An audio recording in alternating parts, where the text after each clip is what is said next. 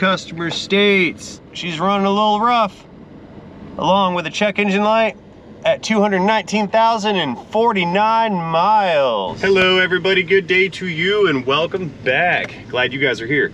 I know, I'm super glad to be here. We are sitting in a 2000 Honda Civic with a 1.6 liter 4-cylinder. Customer had stated check engine lights on and engine is running rough. I confirm both of those conditions right now. What I want to do with this car, we're gonna go ahead and get it prepped to bring into the shop. We're parked in the service drive right now. I want to do one quick test drive on it to make sure that there are no underlying symptoms or things that I'm not noticing right now. And we're gonna swing around the block, bring her back in, pop the hood, take a look down below, and see what's going on with this particular unit. I have brought the scanning device along with me. We're gonna go for a test drive, see how she runs under load. We're gonna check for trouble codes, and then go from there. So, stay tuned because this is gonna be a very good Honda video. Whoa, whoa, whoa, she almost stalled. Wake up, give us some gas. There we go. Hopping the hood.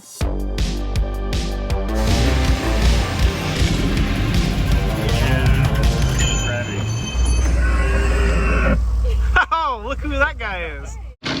All right, let's get out on the open road here and see what's going on with this unit. I can feel the misfire right now, even under load. It's just like bam, bam, bam, bam, bam, bam, bam. It's very random. Why did I turn that on? Look at that, wipers are going. I think I broke it. Red light. Oh yeah, those misfires are super bad. It's got a power steering whine as well. Okay. Yep, I feel the misfire right now while under load. It's not running well. Look at that. Check engine light is flashing. That is not okay. A flashing check engine light indicates that conditions are present that can and will cause damage to the emission system, mostly the catalytic converter. So that's telling us we have an active misfire happening right now. It theorizes that it's sending raw fuel into the exhaust stream, and that raw fuel will damage a converter very quickly. So let's go ahead and get this thing up over the bridge here. Yeah, look at us, we're misfiring like crazy right now. That's not okay. And power is very reduced. It doesn't even have enough oomph really to get up to speed to get into a good shift. All right, let's get out of this thing, get back to the shop. Hopefully we make it before the engine dies on us. We'll swing it inside to the light, pop the hood, and start inspecting to figure out what's going on here. Okie doke, so we're hanging out at this red light. We're almost back to the workplace. It's still misfiring something fierce.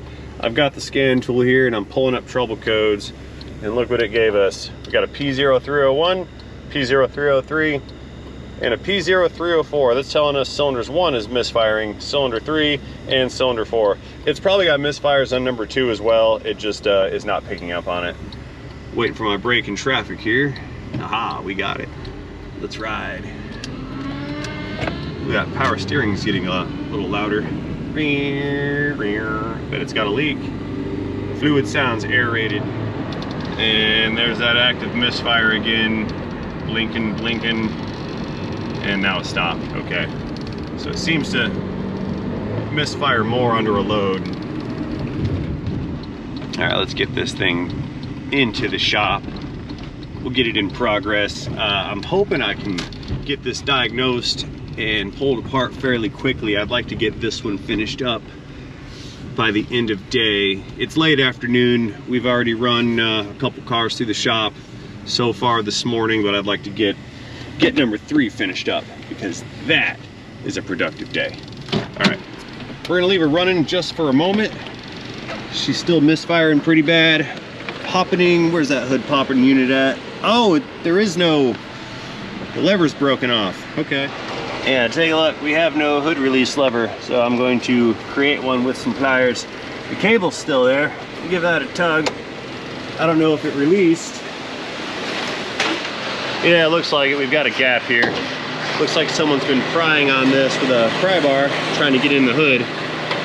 That's not okay. There we go. Look at our little 1.6 liter. Oh yeah, she's just misfiring away, isn't she? Interesting. So one of the first things that I can see going on here is someone has installed a clear timing cover so we can watch the cam gear spin around in circles. I don't know how useful that is, but at least we can see there's cool stuff happening inside of the engine. So our trouble codes inside told us that cylinder 1, 3, and 4 are misfiring. So why not? Let's just let's do some unplugging action here. No, that's definitely not okay. See how the spark is jumping? There you go. The spark is jumping from up high on the coils, so these coils are leaking. They're leaking electrons. That's one problem. What I want to do is disconnect these and see if the engine fails to respond to it. That one slowed down engine speed. And you can see again there's spark leaking. I don't know if the camera's picking up on it. Yep, that's a misfire. They're all misfiring. Look at that one. That one's sparking when it shouldn't be. Real tough to see, but yeah. Check this one here. And similar situation. That one's also leaking spark. Ooh, that's weird. I don't know if you guys can pick up on the audio. Watch this. If I remove this, you can hear it clicking. That's the spark jumping. But if I pull this away, I can now hear the spark clicking under the distributor cap. So let's pull that cap off next and see what it's looking like down below. We need to go up front, shut our engine down. We're gonna let it cool off some. And we'll pull our distributor cap off. We'll take a look at the rotor button down below. And I guess we can take a look at some other ignition components while we're there. So we've got our cylinder head here. There's our cylinder head, there's our rocker slash valve cover. This unit right there is an old school style distributor. It's run off of the camshaft. There's our cam gear on the clear cover side. That camshaft runs all the way through. This distributor attaches to that camshaft. The center of it rotates. That is this unit contains the camshaft position sensor. It contains the ignition module designed to fire and create the spark. So what I would like to do here is get this unit disconnected. We're going to remove it. Looks like there's 3 or 4 bolts, and I want to take a look at the rotor button inside. Well, that wasn't even very tight, was it? Just kind of came right off. So we'll spin this guy loose. I think there's one in the back right here. Let's get that guy loose. Yeah, I think there's just three bolts on this one. That's fine. That'll make it easier to remove. Okay, that one's coming loose, and let's get the one up front. Also not very tight. Okay.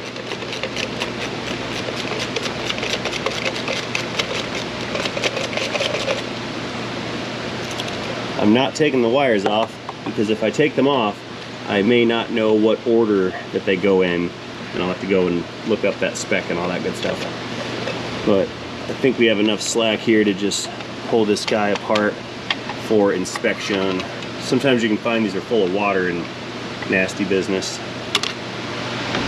Alrighty, so taking a look inside of this distributor cap, what we need to know is there are 4 contacts for each of the spark plug wires.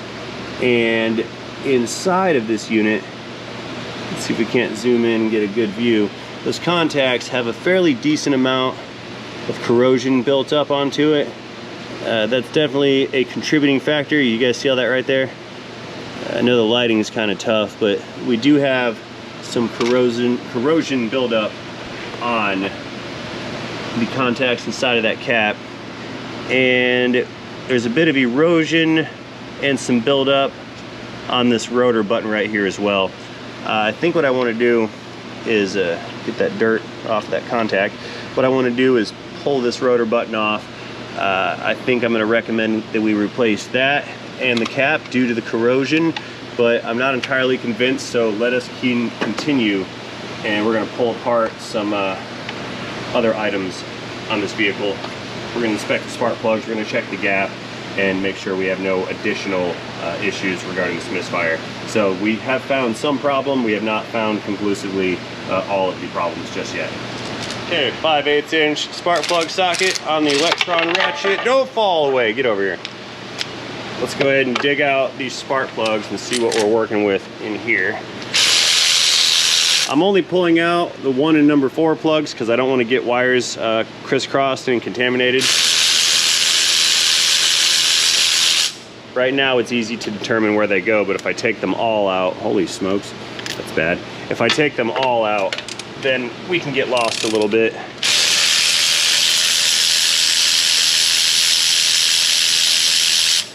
Let's see what we've got here. That's not looking the greatest. Alrighty. Here, let's just put these up here for some easier viewing and better illumination. Hot, hot. Needs a spark plug. Okay, hang on here. Hot, hot, hot, hot, hot, hot, hot. Stay. Guarantee that needs that plug at least. Okay, these are not looking all that great.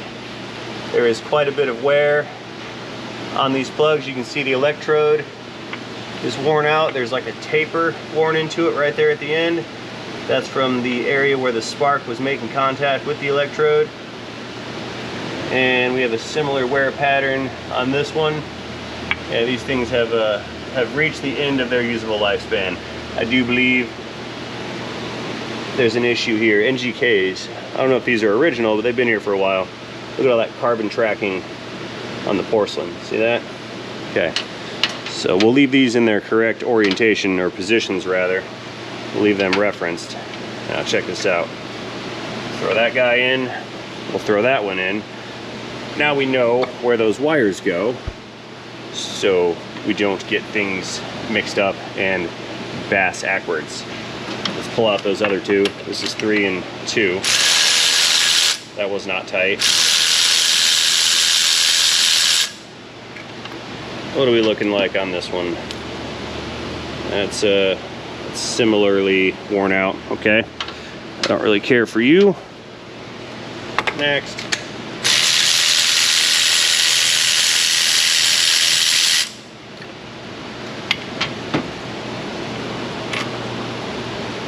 And a boatload of wear. Look at the gap on that. Holy smokes. Okay, let's check that real quick. Hot, and we're gonna see where they measure out. I believe spec is like 40 thousandths or something like that. Whew, look at that one.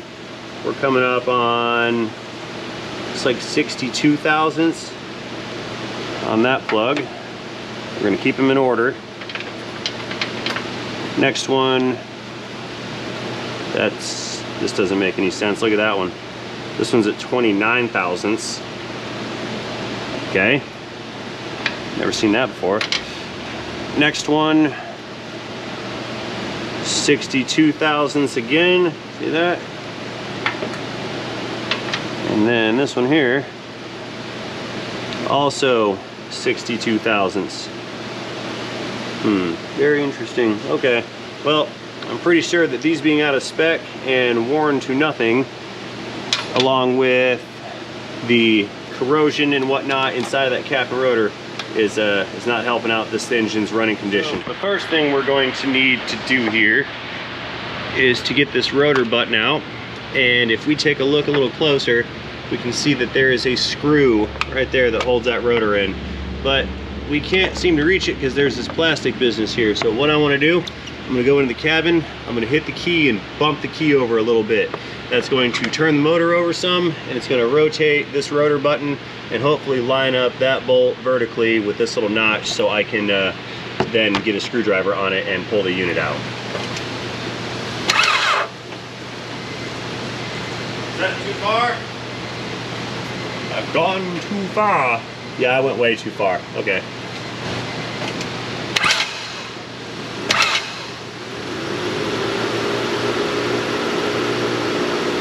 How's that? Still way too far.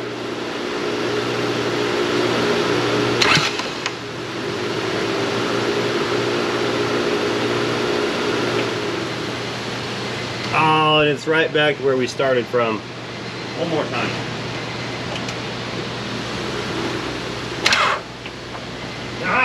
open it, right? Is that it? Tell me that was it. Is that it? And yeah, got it right there, pointing straight up. Perfect. All right, coming in with a Phillips screwdriver. We've got our screw right there on the top of this little rotor. Let's go ahead and pull that guy out. Fortunately, this is a magnetic screwdriver. Not very strong, but it's a magnet. Come here. Got it. Keep that guy safe and not lose it. We'll grab a hold of our rotor. Slide that thing off of the shaft right there. Yeah. That's the shaft. That runs straight through and attaches to the camshaft itself. We'll put that guy back. Closer inspection, it's not horrible, but we do have some erosion here, and I can see it visually how that kind of divots in as the spark was contacting that area and wearing this away. So this does warrant replacement in my eyes. So we're going to order one of these.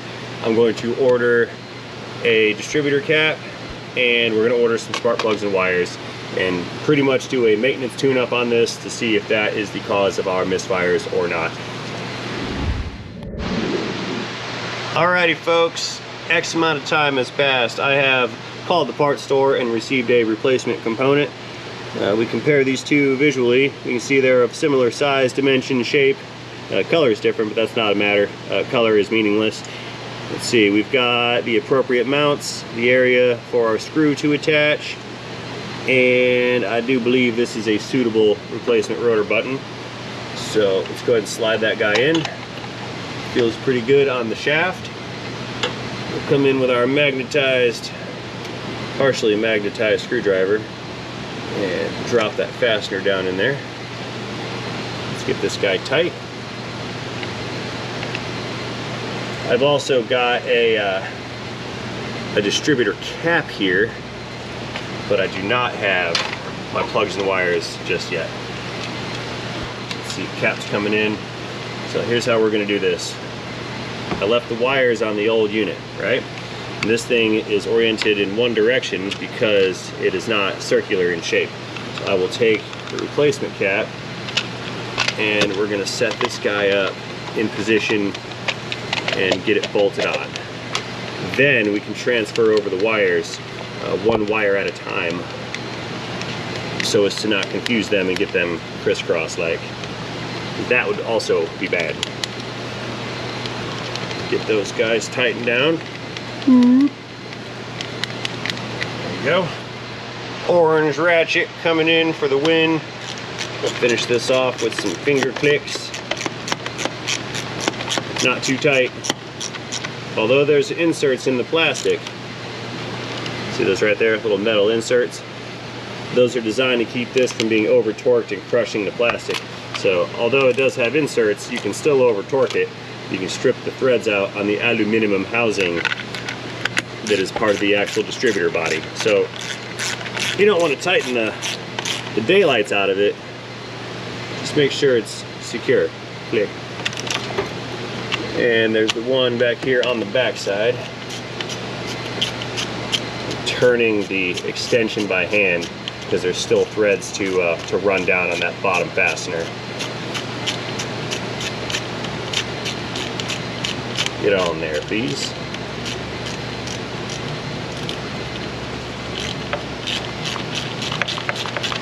Coming up on torque, running out of threads, and clicks. There we go. That thing feels secure. So let's back it up some, and what we will do is one at a time take our wires off, transfer them over from the old cap to a new cap. Okay, so the way we'll do that is we'll reference our shape and features of the cap. So we can see here it's got this little hump thing. Hump thing is here. There's a little button thing right there. The cap has the same button, so we're going to start with the farthest away plug wire and put it in its corresponding position on the new cap. These aren't going to stay because I ordered a set of wires, but at least now we know which wire goes into which hole.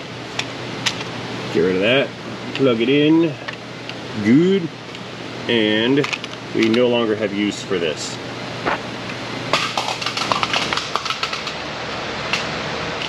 All right, as we were chatting, a set of spark plugs and wires showed up. So let's get these guys unboxed real quick. I purchased NGKs. What are these? Part number 5306, I think. Let's see if these are the correct units. And survey says wrong. Not even close. Okay, trying again. Okay, let's try this again. We've got another box of V-Powers NGKs. These are part number 2262s. Let's see if one of these guys is the one that we are looking for. And the survey says that is a much better looking fit than the ones that it came out. Now these are a different part number because these are the OE copper cord plugs, and somebody had put in like some iridiums once upon a time. Being a 200,000 mile engine, I don't think we should put in $28 per spark plug plugs. So we're just going to go with the specified correct ones, which are the copper cord plugs. Yes, it's kind of a downgrade, but I don't think that the longevity downgrade of these plugs is going to overall affect the entire lifespan of this engine. Now, seeing as how these are copper plugs and not iridiums or platinums, I am going to check the gap, and we're hanging out at like 42.5 thousandths right here, so that's a good gap for this particular plug. Let's go ahead and get it set up, drop it down in the hole here. I'm going to use the electric gun to run the threads down, but I'm not going to apply final torque with the electric tool. Run it down. It's bottomed out, and we can repeat with the remaining 3 sparking plugs. So let's unbox these units. Get rid of our little protective sheath right there. That's so they don't become damaged if they are dropped in transit or in storage. And last one, right there. We'll lower you down, and we'll get all these guys tight.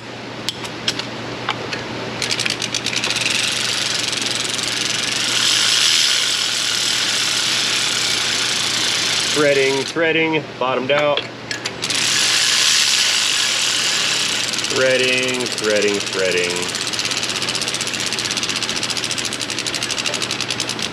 Bottomed out. Last one.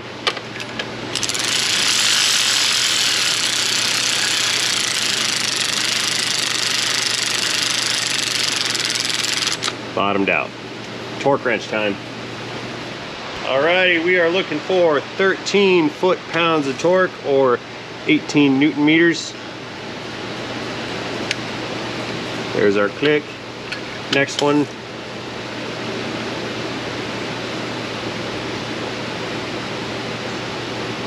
Nope, reset. There's our click. Next one. These plugs have a washer on them that has to be crushed. That one clicked. Last one. There we go. Torque is achieved across all 4 spark plugs. Let's get the wires swapped out, then we can restock the engine. So what we're going to do here, we'll grab our box of wires. We're going to pull the whole stack out, like so. And we're going to separate these longest to shortest. So we'll grab the end. We've got all 4 of the boots. And we'll start with our longest one, which is right here.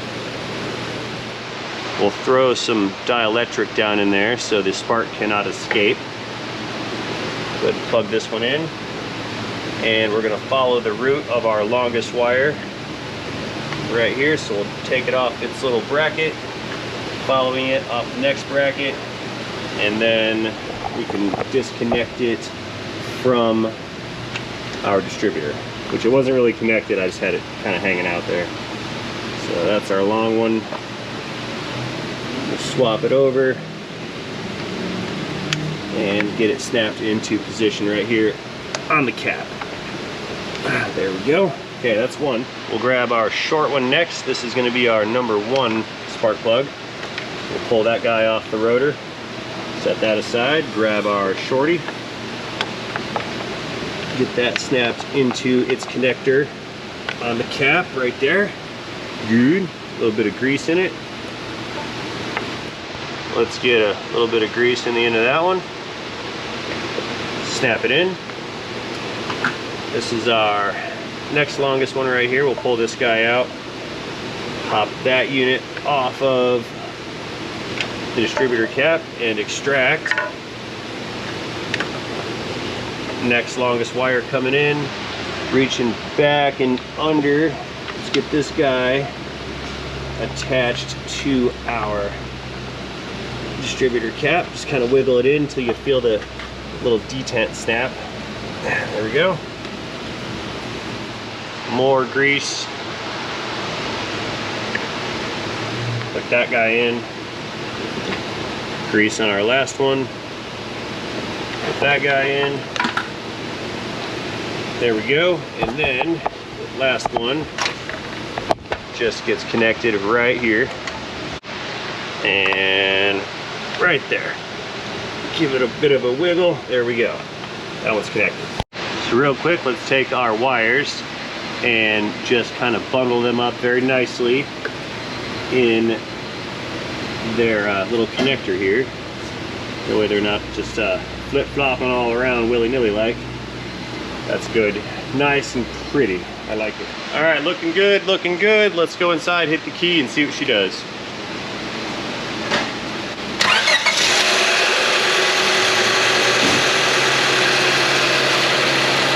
All right, it is alive. Not too shabby. Let's let it warm up some, come up to temp. We're going to continue to observe for a little while. Make sure those misfires don't show up. After we determine it's not going to misfire sitting here idle, we'll take it back out on the ROAD for one more test drive and see how she does. In the meantime, let's go revisit the scan tool and to see if there's any trouble codes pending. We can go ahead and clear out what's already in there, and by that time we should be ready to hit the road. Okay, back in the cabin here. We're keeping an eye on our tachometer over there. We'll go ahead and pull out the scan tool. We're going to check on those trouble codes.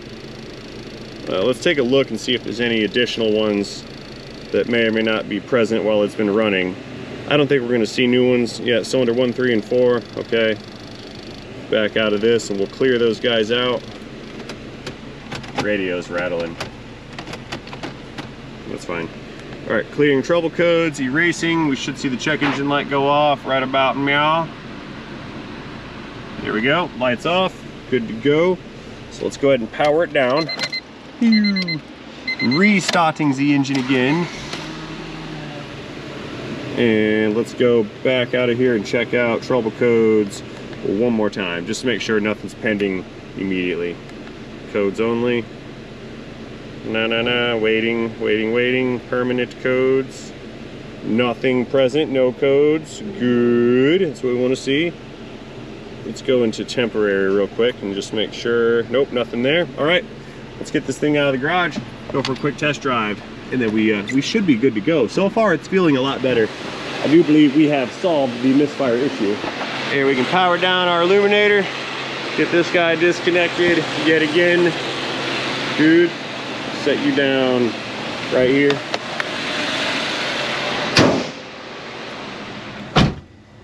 Reversing the auto. Honks for safety. Let's back her on out. Looking good, looking good. I see nothing in the way. Okie dokie. Well, I don't want to put the cart before the horse or count my chickens before they roost or any of those things. The suggest assumption is on the way, but I think it's safe to assume that I need to do something about this power steering. I think it's safe to assume that the engine running situation is much more better than it was when we started.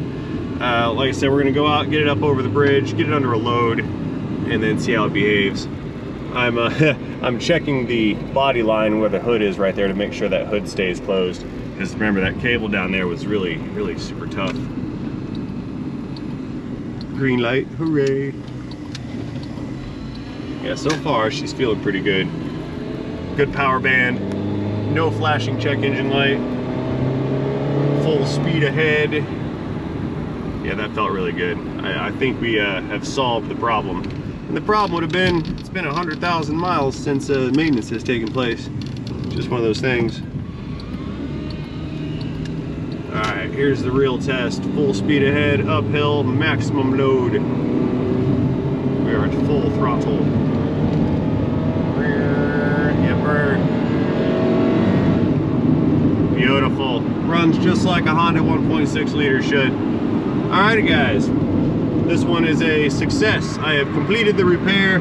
The symptom has been solved. It required minimal parts, nothing too invasive. It was all bolt-on stuff. It just needed a basic tune-up. And this thing is right back into its normal operating condition. So, having said all that, I do not believe I have anything more to share with you on this particular video or on this particular car at this point in time. So, as always, I'd like to thank you guys for watching this video. Hope you enjoyed this video. I hope you found it to be somewhat entertaining and moderately educational. If you did find it to be either of those two things, please feel free to let me know about that in the comment section down below. Do not forget to tap that like button while you're down there. And most importantly, have yourselves a fantastic day.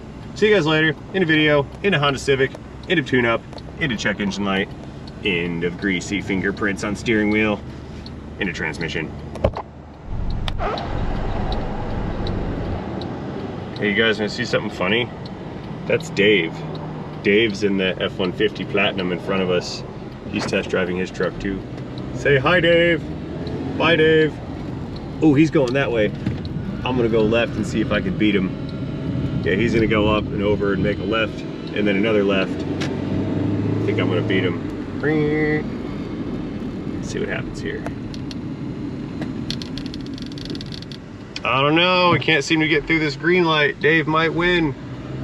Oh look, these people are being courteous. They're not just pulling out and blocking the intersection. That was cool. I think Dave's ahead of us, man. He made it over the bridge long ago. But he's got 2 left turns to make and I only had the 1 left turn, so maybe we're gonna win.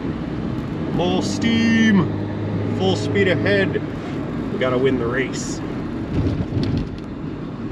I can't believe you're racing around town in customers' cars. You should get fired. I win. Dave's not here, man. Haha! Dave's not here, man. I win. Alright guys, I think we're good here. Back at the shop. We're parking the auto. Gonna power it down. Into Honda Civic. Goodbye, 1.6 liter Honda Civic.